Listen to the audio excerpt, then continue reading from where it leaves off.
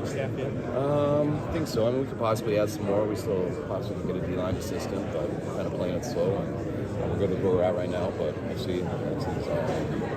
We have minority internships that come and things like that, so it's not always fun.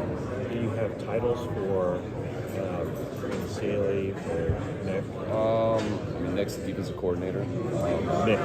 Oh, Nick? Yeah. I don't know if we've given him an exact title yet. Yeah, not sure. Did he take pride in the titles? Not as much as you guys. No, it's not. I mean, the roles are very similar to what I had with Clay and Clint last year. Clay's kind of who had the main role of that last year, and he'll do that same thing and bringing in Nick once we lost Clay. That's where he's going to help. Kyle, how do you envision the duties being divvied up between Nick and Brandon? I mean, Nick's going to call the plays, so I mean, that's the main job of the defensive coordinator is calling the defense. And Nick will be a huge part of game planning and doing everything on that side of the ball and helping me out in other areas also. And what do you envision for Brandon? That's really what I'm saying. I mean, Brandon will be a big part of the game plans. I'm implementing a lot of our defense here in the offseason and during the week, each week, preparing for teams. It's been a big part of free agency already, helping us with the draft and be a huge asset to our whole coaching staff. Will there be any, will you give him any assignments to help the offensive staff? Not anything in particular. I mean, once we start practice, going through OTAs, just have another guy's expertise who knows a lot of ball. He's ran a number of schemes and have a part of ours. Has he already been pretty impactful in his input? Yeah, Brandon's got a lot of knowledge. I mean, being a coordinator in this league and then also being a head coach here for the last 3 years, knows a lot of the personnel. He's been very involved in draft stuff throughout with his team and stuff, so it's always nice to have a guy with his expertise on board to help us out. Hey Kyle, what else? What are the Packers getting in Jeff? What's that? What are the Packers getting in Jeff? They're getting a hell of a coach. I mean, I love working with Half. We hated losing him when he did go back to college, but I'm glad he's back in the NFL. He's a great person, great guy, and he's been doing it good for a long time. What's the gist of that defense? What do you like about the guy We'll see what exactly he does run with Green Bay, but I mean, if it's similar to ours, it's based out of a 4 down front, which I know Green Bay's been 3-4 for a long time now, so I'm not exactly sure what Jeff's going to do at this level, but that would be the main difference if it's like ours. What do you think of Matt? He runs your offense, now he's running your defense on the floor? I don't really see it like that. I mean, offenses change each year. That his offense looked different this year, just with a different quarterback and things like that, and we're yet to know about the defense, so it'll be a surprise week one. Morning, Kyle. Speak for your defense to pick up Malik Collins. We were pumped to get Malik. I mean, just what he's done here these last few years. We love how much football he's played, how healthy he's stayed. We really wanted to add some guys we felt had some good health history, and Malik's done a hell of a job at that. How we haven't talked to you since Eric Armstead left. Just what was that process like, and what was it like losing a guy like Eric? It was real tough. I mean, we've been with Eric since we've been here, and I know he was here a couple years before us, so it wasn't something we really wanted to happen. It's one of the tough things when trying to keep a team together and just where it goes with the salary cap and stuff, but he got in a good spot. Real happy for him where it ended up, but I hated to see him go. The guys that you picked up that are going to play in the middle, what did you see from them previously that drew you to wanting to get them? I mean, mainly the guys that were available. You know, we competed hard for to get them. Malik when he came available for that 7th round pick, which we thought was huge. Couture just getting on the edge, Floyd on the edge, all the size in the middle. We felt real good about the group. We had a bunch of 1-year guys, and we knew we had to add a number of other now. There's been a lot of talk about Leonard Floyd's motor. Is that something that really jumps off the tape when you watch him? Yeah, he goes all day. We played against him too much. I've never liked playing against him. He's always been such a good player. It was real cool having Brandon on the staff because he got to coach him when he was in LA, so just hearing the type of practice player he is and stuff.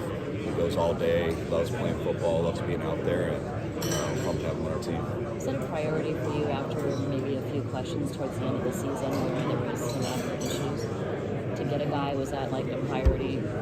No, we didn't really feel like we had effort issues. We had a few bad plays. I think that got really pumped up on social media, which we don't ever want to have bad plays, but effort was never an issue with the team. Kyle, most people don't know Nick Swan's, and he hasn't been on the staff forever. What? I guess how did he initially distinguish himself and impress you and show you that he was ready for what he has now? Well, he's worked with a lot of people before us that I knew. Him being in Seattle, being in Jacksonville, his playing career, just crossed paths a number of ways. Having him in our building these last couple of years, really getting to work with D'Amico a lot of his first year, and working a ton with Steve last year, really prepared him for this. He's been around the scheme, he's gone through it in these 2 seasons, and just love where he's at from a football mind. Our players love him. He's been talking to our team every Thursday doing the ball meeting, so our players are used to him, and it's a great opportunity for him, and we're happy to put him in this position. What did you hear from him that made you say that's the guy? I've been with him for the last 2 years, man. When you're with somebody, it's not like really an interview that changes it. It's being with someone in the building every day. I thought he was close last year to being ready, and he's even more ready now. Did you set out to have someone? When you set out to do this process, to have someone like Staley, like we'd like to have someone who's got some experience as a coordinator who can be in a role, or did that kind of just evolve naturally? I mean, it kind of just evolved naturally. I mean, I was just pumped to be able to have the chance to get Brandon. I know we looked into him for the coordinator role, but I was really wanting him to stay in-house and keep it kind of with what we had done similar in the past with our scheme, and being able to add Brandon and get him on board, it was huge. When you talked to Brandon, did you basically say, we already got our coordinator, but I want to find a role for you? Yeah, basically. Kyle, you made lots of changes to your defense this offseason. It seemed like you wanted to keep your offense as much continuity as possible. Was that the plan going into the offseason? No, we just didn't have free agents like we did on defense, so there's more issues there. So we know we had to replace a number of those guys, especially all the guys we had on one-year deals. We traded for 2 defensive ends during the season, which were our number 2 and number 3 rushers, so that was a big part. And we had to go out and get some more guys, so that was the main thing. What did you see from Bobby Slower? What he was able to do with CJ Stroud and just with the strategy? I thought Bobby did an unbelievable job. It was fun to watch. It's always, when you have guys that you work with, it's fun to get the film every Monday and watch what they're doing around the league. And Bobby was as fun to watch with anyone. He's got a hell of a quarterback there, and did a really good job. Hey Kyle, I was just talking to Sean today about how he hired John Stryker to help him in some game management aspects of timeout usage. So I wanted to kind of ask you something similar of when you reviewed yourself from this season and going over Super Bowl overtime. Obviously, that was the first time we've ever seen a playoff overtime with the new rules. Have you thought about doing anything differently in terms of game management or analytics, or what are you thinking about how that went now? Are you making any changes once you've reviewed that situation? You review every situation that you're in. Each one that you're in, it's a new one. So you prepare for all those, but when you're in the situation next time, it won't be like the last time.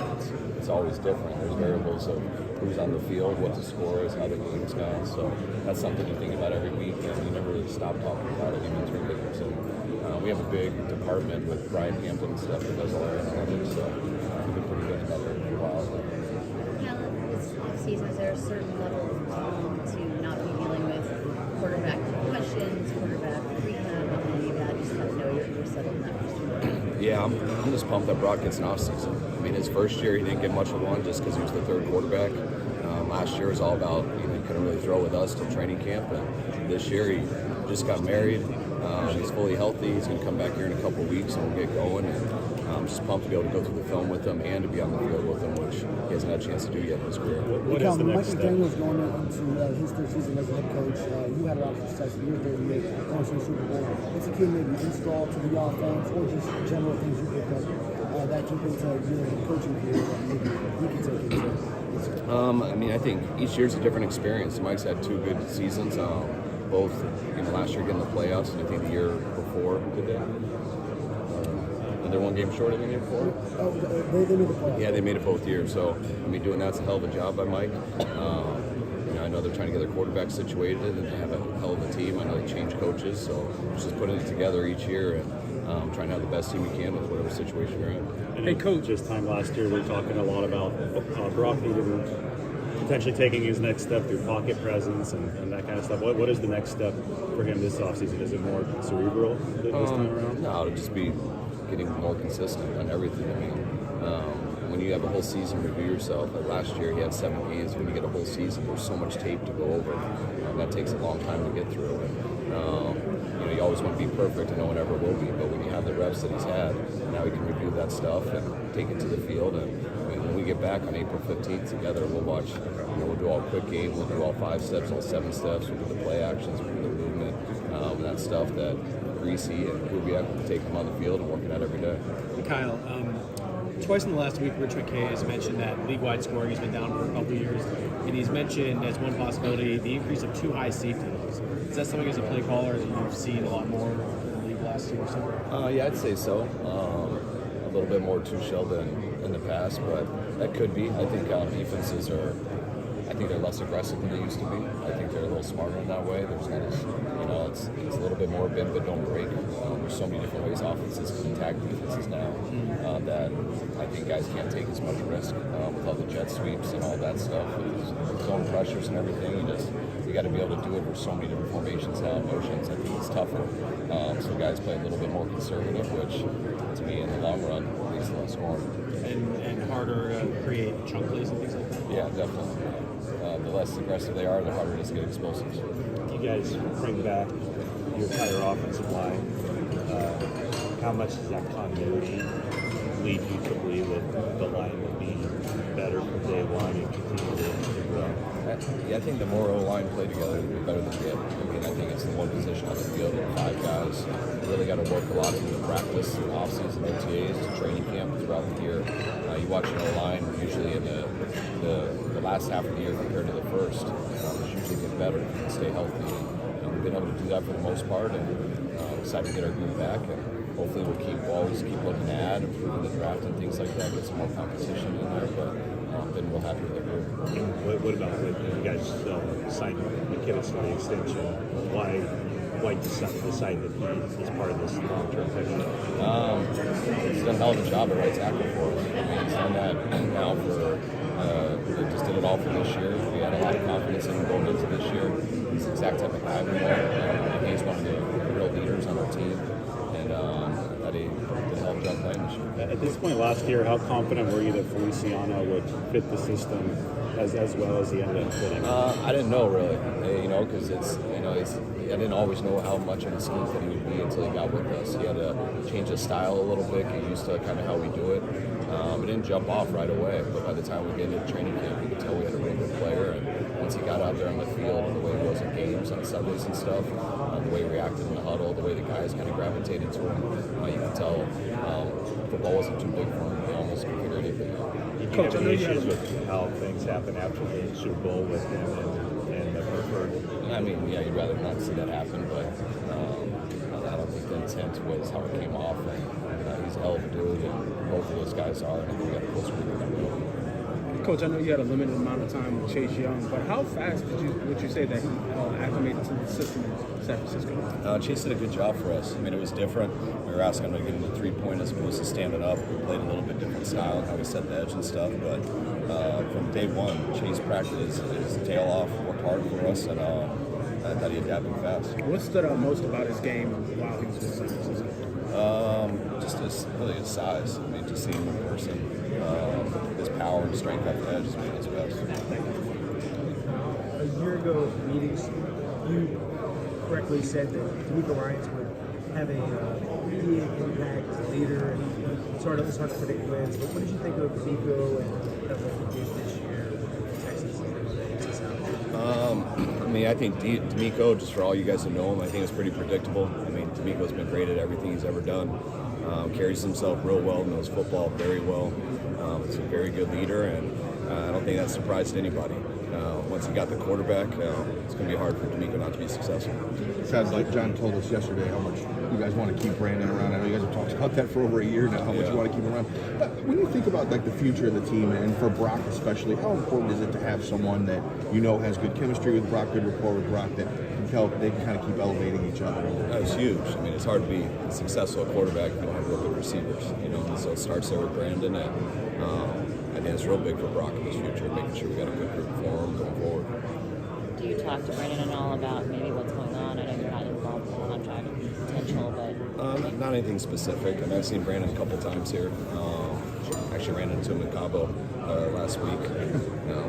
He was randomly at our hotel. I don't think he wanted to be, but and I've seen him in the office a couple times. But BA's doing good. Hopefully we'll get this done sooner than later. Do you how do you steer clear of, you know, it seems like this time of year with these guys, there's a lot of anxiety and maybe not the most smooth thing going on with the negotiators. How do you kind of remove yourself from that and just maintain that relationship with the guy you've been around for? I try to do exactly that, remove myself from it. I've been through it enough that it's a very sensitive time because it's so much to the player and his family, it's so much to the team what they got to go through just trying to build a team. So I've watched it happen with Trent, I've watched it with Debo, George, Fred, all these guys. So you just got to be patient. You got to let it play itself out, not get involved. And usually when you're in a situation like we are, where you got a real good player who wants to be here, and we want the player to be here, it's really bad too. What I found with us, it doesn't always happen right away, but it's a matter of time it ends up working out. And does your relationship with Brandon, does it suffer? Does it get strained at all during the season? It hasn't so far. We've seen him a couple of times, and we've been good, so I don't expect it to. I mean, I think Brandon understands the situation. I know I do, and I'm excited to get back and playing for us. Do you think the fact that you guys have been able to get successful extensions with your key players, that it helps the next guy up kind of understand and have patience? I would hope so. I mean, I think we've proven that we'll try real hard to get our own guys signed. Almost every situation we try to do it that way, so I think they trust that, and I think it does help the guys see that. How important was it for Kyleshanahan to do what he did? It was huge. I mean, it was Kyle's a big part of this team. He has been since we got here, and we would have hated to lose him. So for Kyle to do that was great for us, great for him to be able to stay with us, and I'm really happy he decided to do that. Yesterday, John mentioned that your experience with Devondre Campbell goes back to Atlanta. I guess that was his rookie year in 2016. Was there anything that kind of jumped out to you that made you a big fan of his going back to then? Yeah, just how him and Deion Jones both their rookie years, for them to come in and be rookies for the whole year and play that entire year for our two linebackers. I mean, that puts so much pressure on our defense on linebackers. The way our scheme is, for him to do it at such a young age right away on some big stages, I was always impressed with him early on, and I've been even more impressed in going against him over the years, wherever it's been, especially here in Green Bay the last 3 years. Because you could have, obviously you did not, but I mean, you could have lost to the Packers or the Lions in the playoffs. And I think the conversation around this team would be much different if that happened. But I mean, did that cause you to in any way look at this and say, are we as good as we think we are, or kind of just reassess where you are as a team, if this makes sense? The 2 playoff games? Yeah. Every game makes me feel so those weren't any different. I mean, I knew those were going to be hard games going in. That's why the league's pretty cool to me, and the fact that there is never a 7-game series. Anything can happen in any game, whether you're the best team or the 32nd best team. There's not much difference in the top and bottom. So it's always very close. Those games can go any way, and I was just proud of our team, how we persevered through some tough situations in those games. On paper, do you think you guys were a better team right now? I don't know. I don't go on paper, so I'll have to see the practice. Off paper, do you think you're a better team? I'd have to see that. We'll practice, we'll get our team together, and those are the opinions just start to develop in our team as a training camp. And hopefully we'll improve it here in the draft a lot. I'm excited about that. Some of those picks we've had in a while, especially getting back in the first and second round, which we haven't had the last couple of years, or the first round. So I think we'll have a chance to be better. Two kind of specialty positions. I don't see an answer for whatever. Tell me what you guys are thinking as far as nickel back and return man. I mean, the guy who played nickel for us last year still on our team, and Demo, so he's always an option. We got guys that we're still trying to train there that are on the team. Love bringing in Isaac to allow that possibly Demo to stay inside and go outside.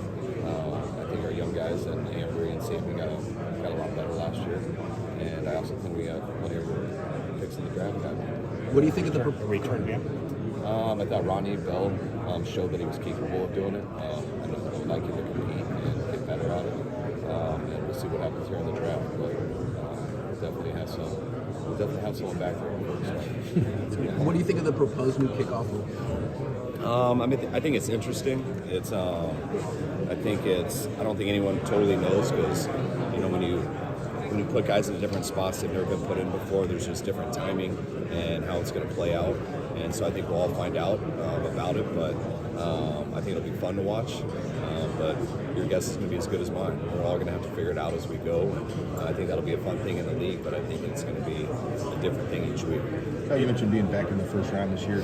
Does it feel different at all? Like, I mean, does it have to change even how much work you put in and looking at draft guys and things like that? Yeah, I mean, it'll be more fun. I mean, it's pretty miserable not having a first round pick, just sit there and watch it and have nothing to do that day. But yeah, I mean, we knew we weren't going to have one the last few years, so we haven't looked as much at those top picks, but we'll be prepared for everybody this year.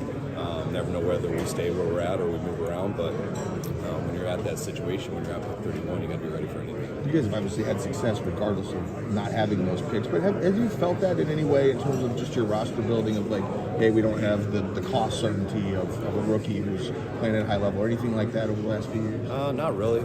Before we did that, we felt pretty good about where our team was. We thought we could do it. We knew it was risky, but we thought our team was at. We didn't absolutely have to have those picks, and I think it's worked out well. Kyle, there's been a lot of talk in recent years about running backs being devalued. Obviously, not with you guys, Christian. Is he an outlier? Do you see that trend maybe just being cyclical, and you got Barkley maybe got paid now? How do you kind of look at last year the running backs at a podcast saying they couldn't be paid? How do you look at that overall situation? I think it is unfortunate because running backs are extremely important, one of the most important positions on the field. So there's a number of guys who can do it, but there's also very few guys who can do it like Art. So you got to look at all that stuff. I mean, Christian is a little bit of an anomaly, just in how good he is as a receiver, how good he is as a running back, how good he is as a blocker. He does everything, and he does it every week. So I think a lot of people would want to. This is a pretty big overhaul of your defensive line. What was Chris's initial reaction to his new group of talent? I think it was really hard to say about Eric. That was tough, but I think when it was all said and done, I think it was pumped. We had a lot of one-year guys, so we knew we were going to have to do something. Trying to get our own guys back or trying to get new guys, and it's stressful when you go through all that because guys make deals and they make commitments other places and you lose people. But when it was all said and done, we thought we had a good group, and Chris was really excited about the guys. A guy like Jordan Elliott was a starter on a pretty good Cleveland line, and you got him probably be a rotational piece. How big of a pickup is something like that kind of might be? Real big, especially the size he plays with. Just trying to balance out our guys, and you don't want all the same body types. And what we got with Malik, what we got with Jordan, we got a few different sizes there, and the style that they play that can add good to a group because we like to play 8 to 9 guys every week. Looking at the film, totality of the last season, anything you could specifically point to with the run defense that caused it to take a step down last year? I can't say anything specifically, but you can feel it right away. We obviously got beat on some crack tosses a little too much, and once that did happen, it didn't stop. We got more ran on us last year than I've ever seen in my career, and that's kind of what happens when you don't stop that bleeding right away. People keep attacking it, and I think that made it a bigger challenge for us, and it's something we got to get better at. Kyle, wondering if you could speak to the job that Brian Greasy has done as quarterback's coach, coming out and broadcast what he's done the last week. Yeah, Brian's been great. Anytime you get into coaching late, it's always a huge challenge, but Brian, as I've always said, one of the smartest guys I've been around, works extremely hard. He's really taken a knack and enjoyed the relationship with the players. I know the guys have loved him, and he just keeps getting better and better. What did you see from Josh Dobbs that made you like him? I thought he was real tough to play, especially in Arizona. The way he ran their scheme, I thought he made them tough to compete. I loved how consistent he was. You could tell that whatever their game plan was, he executed extremely well. I loved how competitive he was when he ran, how physically he played, trying to break tackles and things like that, and he gave the team a good chance to win. Talk rocket science with him now? No, I haven't. I won't be able to get too long with that. How important is it for you to get Juwan Jennings back into the offense? Oh, huge. I love Juwan, and the guy plan on hopefully being around here for a long time. How much has his play developed since you got him as a rookie? has a lot, but I mean, Juwan's always been a baller. Like you watch his college tape, just the way he plays. Like Juwan's always been this way. He's a gamer, plays so physically. I think he's only got more and more physical each year. The style of how he plays, how big he is. I think people sleep on him. They don't realize how big and physical he is until they get him on game day and catches a lot of guys off guard. When you see his how he thinks mentally, how important is that for your offense? I think it's huge. I mean, Juwan only plays one way. That's why all the defensive guys want to fight him in training camp. And I try to show them, I have to show the defensive guys his game plan so they realize he's not just being a jerk out there. He actually only plays that way. It's his style, he plays to the whistle, and the mentality he has when he does it's pretty unique. Is there anything that you want to see Just continuing to grow in every aspect of his game, his whole route tree and everything. And Juwan's done everything I've asked, and I feel very fortunate to coach him. Now, what's your comfort level with what you have at safety? Right? What's your comfort level with what you have at safety right now? Would you like to keep adding there? Oh yeah, we'd like to add, but I also am real comfortable with how good Jair played last year. I mean, everyone knows what Huff's done, so it's always scary coming back from an ACL. But once you come back in this day and age, it's usually okay. Expect to get him sometime in training camp, so that should be all right. And getting George Odom, I think he's probably the best special teams player in the league, and also can play safety well too. So we'll see how it goes in the draft. Jet signed Kinlaw in free agency. Can you talk about his growth as a player? Yeah, I was so happy for Jamal this year. I mean, this was really his first year that he fully got to play. I hated to lose him, but I can see why the Jets went and paid him. His tape was good this year.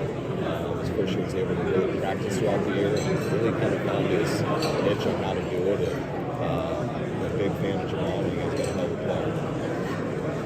You guys good? When you a guy like Blackman, I assume he's not coming to visit you thinking he's going to be a backup. I mean, you talk about you like your safeties, but those guys, fair to say they're not guaranteed anything?